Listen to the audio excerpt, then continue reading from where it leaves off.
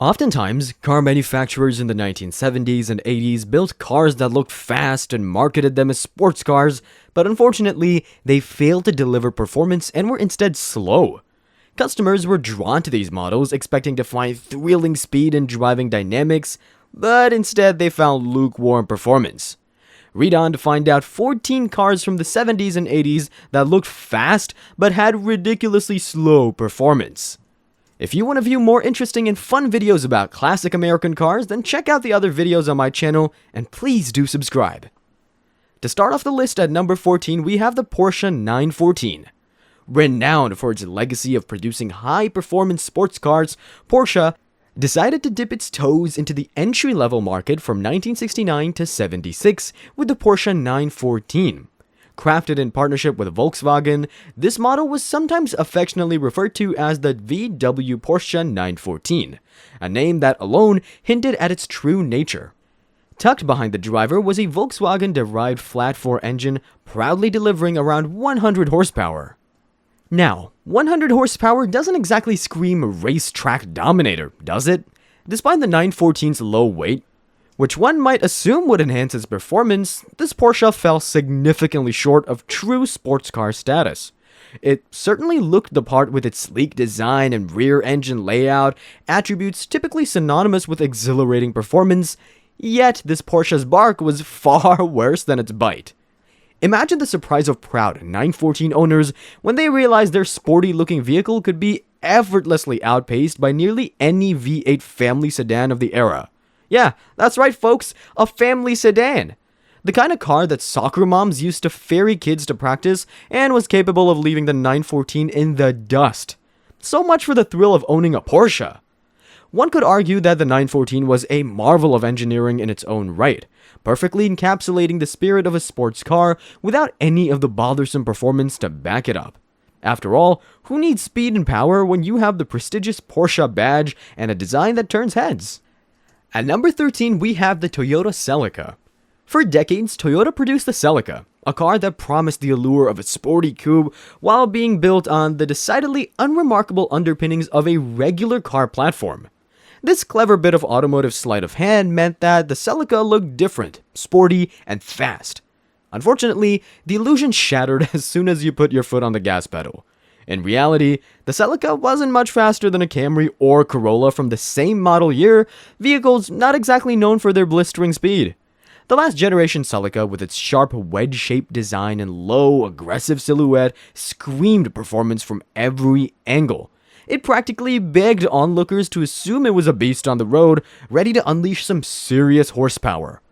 But oh how appearances can be deceiving. Beneath that sporty exterior lay a heart that produced a meager 180 horsepower. Yeah, you heard that right, 180 horsepower, a figure that could hardly set the pulse racing. And let's talk about that 0 to 60 miles per hour time, a leisurely 10 seconds.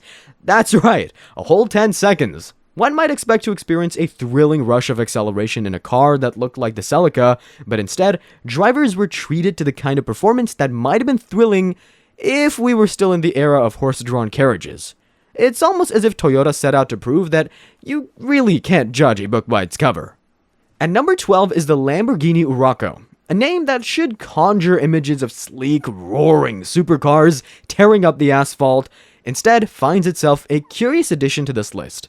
It's almost shocking to see a Lamborghini here, but then we take a closer look at the specs of this 1970s wonder, and the surprise quickly fades into understanding. Beneath its alluring exterior, the Urraco housed a mid-mounted 2.0-liter V8 engine, valiantly producing a modest 180 horsepower. This power plant allowed the car to achieve a 0 to 60 mile per hour time of 7.5 seconds, a figure that in the world of Lamborghini might as well be measured with a sundial.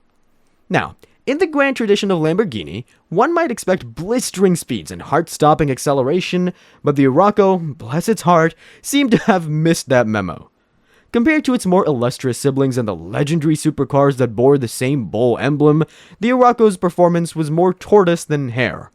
In a family known for its wild, untamed speed, this particular model was the sedate cousin who preferred a leisurely Sunday drive. Fortunately for the legacy of Lamborghini, the Urraco stayed firmly planted in the 1970s, an era that mercifully spared it from having to compete with the brand's later, more potent creations. And in a move that surely saved Lamborghini's reputation, they only produced about 700 of these beauties. The Urraco was, without a doubt, a looker. Its sharp lines and aggressive stance promised a driving experience that its engine simply couldn't deliver. On at number 11 is the Porsche 911S. Back in the late 70s, the Porsche 911 was already established as the gold standard in sports cars, a true icon adored by enthusiasts worldwide. Its sleek curves and aggressive stance were synonymous with speed and performance. Yet, hidden beneath its captivating exterior was a truth that might shock those not in the know. Some models of the 911 were surprisingly slow, astonishingly slow to be precise. Enter the 1977 Porsche 911S, the supposedly upscale version of the basic 911. One would naturally expect this premium variant to deliver a thrilling ride that matched its sophisticated looks, but no. This particular model decided to buck the trend.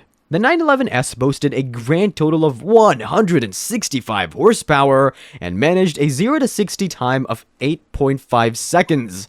Yeah, you heard that correctly. 8.5 seconds. For a Porsche, this was not just slow, it was alarmingly slow. Imagine the dismay of proud 911S owners when their sleek, envy-inducing machine was overtaken by far less glamorous vehicles. The shock must have been palpable when they realized their car, with all its sports car pedigree, could barely outrun a well-driven family sedan. It's as if Porsche decided to create the automotive equivalent of a beautifully wrapped gift box with nothing exciting inside. To put it in perspective, the 911S offered performance numbers that might be respectable for a budget commuter car, but for a Porsche, it was almost a betrayal of everything the brand stood for. The legendary Porsche badge, known for representing the pinnacle of automotive engineering and thrilling speed, found itself attached to a car that performed with all the urgency of a Sunday stroll. One might wonder what Porsche was thinking. Perhaps they believed that the mere sight of the 911S would be enough to inspire awe and admiration, regardless of what lay beneath the hood. After all, who needs actual speed when you can have the illusion of it? But for those who dared to put the pedal to the metal, the reality was a sobering experience. At number 10, we have the Ford Mustang King Cobra. With a name like Mustang, you'd expect nothing short of a fire-breathing, asphalt-shredding muscle car. The very mention of Mustang conjures images of raw power, roaring engines, and a car that dominates the road. Add in all the spoilers, a flashy paint job, and the promise of a 5.0-liter V8 under the hood, and you're practically hearing the engines growl before you even turn the key. Alas, reality has a way of dashing even the most vivid dreams.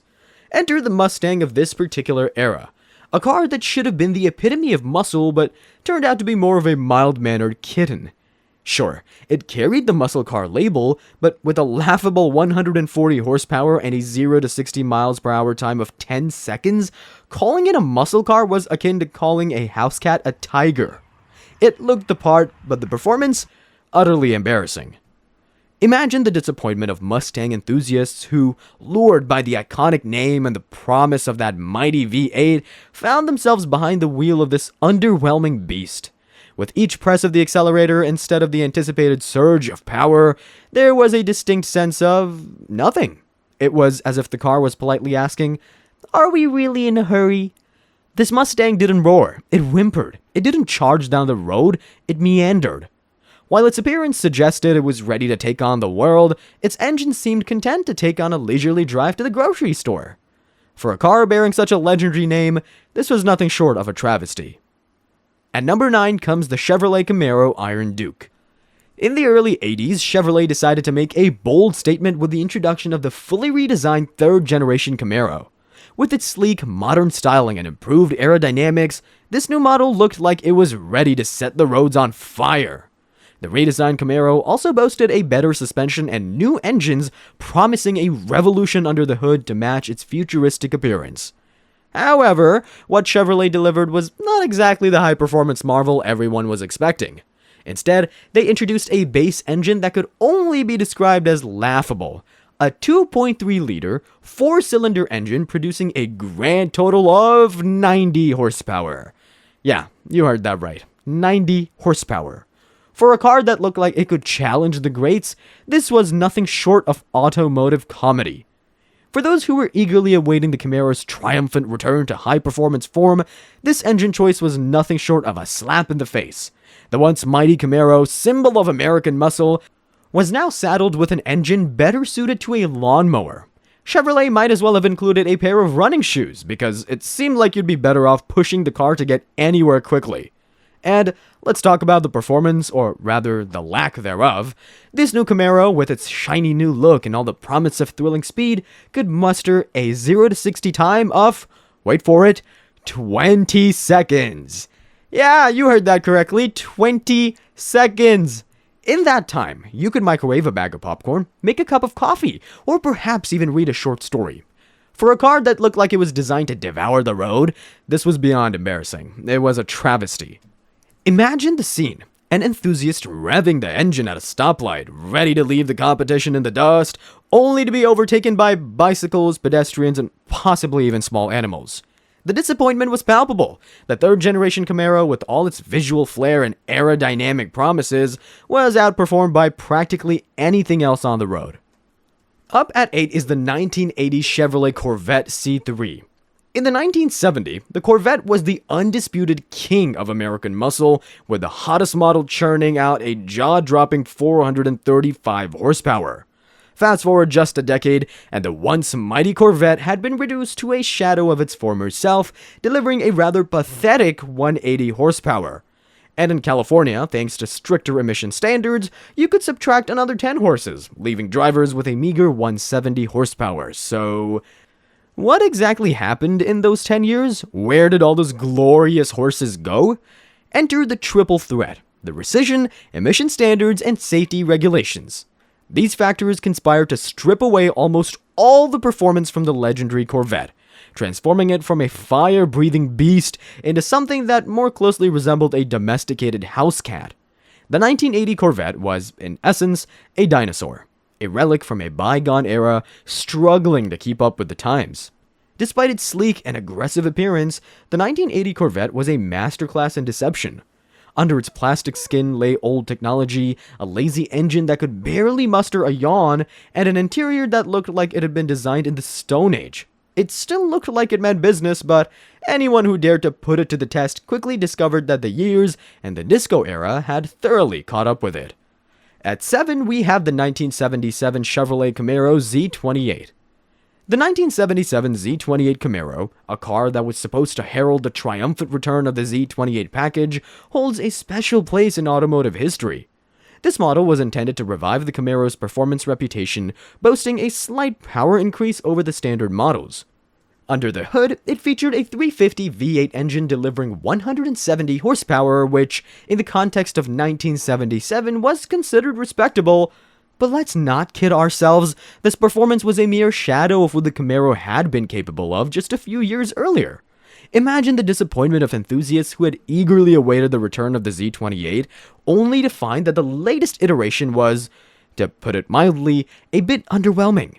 The 170 horsepower might have seemed passable in the late 70s, but it was a far cry from the muscle-bound glory days of the past.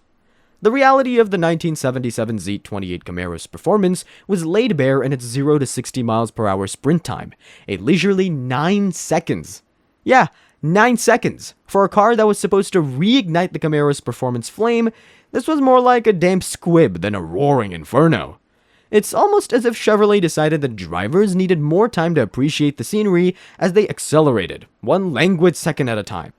In the grand tradition of muscle cars, the Camaro name conjures images of raw power and blistering speed, but the 1977 Z28 was more of a gentle jogger than a sprinter. The once mighty Camaro, a car that could tear up the drag strip with ease, had been reduced to a vehicle that barely broke a sweat. It's as if Chevrolet took a page from the tortoise and the hare story, betting on a slow and steady approach that left fans yearning for the days of true muscle. At 6 is the Plymouth Volare Roadrunner. When Plymouth introduced the Volare, it seemed like the perfect platform for a new muscle car. The heritage was there, the looks were there, and the platform was ripe for a performance revival. But alas, the harsh reality of the 1970s came crashing in with a thud. Emissions and safety regulations of the time were the automotive equivalent of kryptonite, sapping the performance potential from even the most promising of models. Plymouth, undeterred by these challenges, decided to give it a go and presented the Volare Roadrunner. On paper, this sounded like a dream, taking the legendary Roadrunner name and applying it to a modern, sleek design. Under the hood, however, was a different story. The Volare Roadrunner featured a 318 V8 engine that produced a whopping 160 horsepower. Yeah, 160 horsepower, just enough to maybe get you out of the driveway with a bit of enthusiasm. But let's not be too hasty. What the Volare Roadrunner lacked in performance, it tried to make up for in appearance. It had a full body kit with a spoiler, and it sported a cool graphics package that screamed, "I'm fast," even if the engine couldn't back it up. The sporty wheels added to the illusion, making it look like it could take on the best of them on the drag strip. The disconnect between the Volare Roadrunner's appearance and its performance was almost comical. Here was a car that looked like it should be tearing up the streets, yet it could barely muster the energy to keep up with traffic. It was as if Plymouth had decided that looking fast was more important than actually being fast. The result was a car that was more suited to posing in parking lots than racing on the open road. At number 5, we have the 1975 Chevrolet Vega Cosworth. After the notorious debacle of the Chevrolet Corvair in the 60s, Chevrolet understandably hesitated to dip their toes back into the compact car market. Yet the segment had grown so irresistibly lucrative that they found themselves with little choice but to dive in again. Enter the Chevrolet Vega, unveiled as a 1971 model. Promoted as a modernly styled compact, the Vega offered 3 basic body types: a 2-door coupe, a 2-door sedan, and a 3-door wagon. The front end of the Vega closely mimicked the design of the 1971 Camaro, with a similar grille, headlights, and bumper. This visual nod to its more powerful sibling hinted at performance prowess that, spoiler alert, the Vega didn't quite deliver. But the real piece de resistance came in 1975 when Chevrolet introduced the Vega Cosworth, a model that was interesting in concept but, let's just say, less than successful in execution. The Vega Cosworth boasted a high-revving 2.0-liter 4-cylinder twin-cam motor capable of producing a dazzling 110 horsepower. Yeah, you heard that right, 110 horsepower. Although it wasn't particularly fast or strong, the Vega Cosworth certainly looked the part. Dressed in an attractive black and gold paint scheme with unique wheels, it gave off an aura of a sports car ready to take on the best of them. But, much like a Hollywood actor playing a tough guy, the reality fell well short of the image. Chevrolet, ever the optimists, produced this model in cooperation with the British engine engineering company Cosworth, famous for their Formula One engines. You'd think that this prestigious partnership would result in a car that could at least keep pace with its own hype, but alas, the Vega Cosworth was more a case of style over substance. At 4, we have the 1977 Chevrolet Monza Mirage. In 1975, Chevrolet introduced the Monza, their latest venture into the compact car market. With its modern design, updated equipment, and an array of versions and trim levels, the Monza seemed poised for success. Succeeding the Vega, it sold well both in the US and abroad. Yet, despite its potential, the glaring omission of a performance version was hard to ignore. The Monza's compact, relatively light platform cried out for a powerful engine, but Chevrolet, in its infinite wisdom, decided that there wasn't enough market interest in a performance or muscle car variant, so they didn't bother developing one. Enter Michigan Auto Techniques, an outside company contracted by Chevrolet to fill this gaping hole in the lineup. For 1977, they rolled out the Monza Mirage, a so-called muscle car version of the Monza. But wait, don't get too excited just yet. The Mirage featured a 305 V8 engine that produced a whopping 145 horsepower. Yep, you heard that right, just 145 horsepower. In the world of muscle cars, this was more of a gentle nudge than a powerful roar. The design, however, was quite striking. The Mirage sported a wide body, front and rear spoilers, and special wheels. Its patriotic paint scheme with red, blue, and white stripes made it look like it was ready to race off to save the day. But all that flash couldn't hide the fact that, under the hood, the Monza Mirage was sorely lacking in true muscle. Chevrolet eventually came to their senses and realized there was indeed a market for sporty variants. In 1978, they introduced the Monza Spider, a move that effectively ended the Monza Mirage's short-lived production. Michigan Auto Techniques was left without a contract, and the Monza Mirage was relegated to the annals of automotive history. Today, only a handful of these rare, forgotten muscle cars have survived. Now for the top 3. Occupying the 3rd spot is the Ford Mustang Cobra. The 1979 model year was supposed to mark a turning point for the Ford Mustang. With several major improvements, Ford aimed to breathe new life into its iconic muscle car range. They unveiled a new model with a modern design, an updated chassis, and a wider track, all intended to signal a bold new era. But the real piece de resistance was the introduction of the Cobra, a name that conjured images of raw power and untamed performance. Enter the 1979 Ford Mustang Cobra, a car that promised to bring back the glory days of Mustang performance. But before you get too excited, let's take a closer look under the hood. The heart of this performance version was a 2.3-liter 4-cylinder engine delivering a staggering 140 horsepower. Yep, yet again, you heard that correctly, 140. For a car bearing the legendary Cobra name, this was akin to discovering that your fierce guard dog is actually a cuddly toy poodle. Sure, 140 horsepower might have seemed like a step in the right direction, if that direction was towards mediocrity. Even by the standards of the late 1970s, this output was laughably underwhelming. The original Cobra jets of yore had been wild, powerful beasts that had dominated the streets. The 1979 Cobra, by contrast, seemed more content to gently meander along, its engine humming a gentle lullaby rather than roaring with aggression. The 1979 Mustang Cobra did help the American performance market start to recover, but let's not kid ourselves, it was a recovery in the same way that walking is a recovery for someone who used to run marathons. It was better than nothing, but only just. The Cobra's sleek design and sporty appearance promised thrills that its engine simply couldn't deliver. It was a car that looked fast but moved with all the urgency of a snail on a leisurely stroll. At the 2nd spot is the Bricklin SV1. The SV1 was the brainchild of an automotive entrepreneur, Malcolm Bricklin, who envisioned producing the pinnacle of American sports cars. Manufactured in Canada from 1974 to 1975, only 3,000 units rolled off the assembly line. For a fleeting moment, the SV1 was marketed as the most advanced American sports car, a bold claim that quickly unraveled as soon as the first cars hit the roads. The concept was ambitious, to create a safe yet fast sports car, hence the name SV1, which stood for Safety Vehicle 1. Bricklin's design included big bumpers, warning sensors, and power gull-wing doors, a nod to futuristic innovation. It also boasted an integrated roll cage and a slew of other safety features. However, the absence of cigarette lighters was about the only thing that kept the car's weight in check. The plethora of safety gadgets and design choices made the SV1 as heavy and agile as a fully loaded moving truck. Powering the supposed marvel was a 360 AMC V8 engine, which turned out to be more of a gentle nudge than a forceful shove. And when this didn't quite do the trick, the company switched to a 351 Ford V8. Spoiler alert, it still didn't deliver any real performance. The SV1's power, or lack thereof, was nothing short of a disappointment, especially for a car that promised so much. And finally, the most famous fast-looking car with a ridiculously slow performance is the Pontiac Fiero. It was heralded as the most advanced American production model of its time, certainly made a splash when it debuted. Customers were captivated by its cool and modern design with its sleek lines and futuristic appearance, promising an exciting driving experience.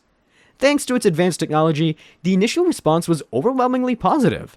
The Fiero was poised to revolutionize the American sports car market, or so everyone thought. It was indeed a bold move for Pontiac to introduce such a compact rear-wheel drive car with the engine strategically placed behind the car. This setup, combined with a 5-speed manual transaxle gearbox, suggested that the Fiero was designed for serious performance. The anticipation built as enthusiasts imagined themselves zipping around corners and accelerating down straightaways in this cutting-edge vehicle. But then, reality set in. One of the Fiero's main problems became glaringly apparent. It was painfully slow. Under the hood, the Fiero housed an engine that produced a mere 93 horsepower. For a car that looked ready to compete with European sports cars, this was more than a letdown. It was a cruel joke. The Fioro's 0 to 60 mph time was over 10 seconds, a figure that would have been embarrassing even for a family sedan, let alone a supposed sports car.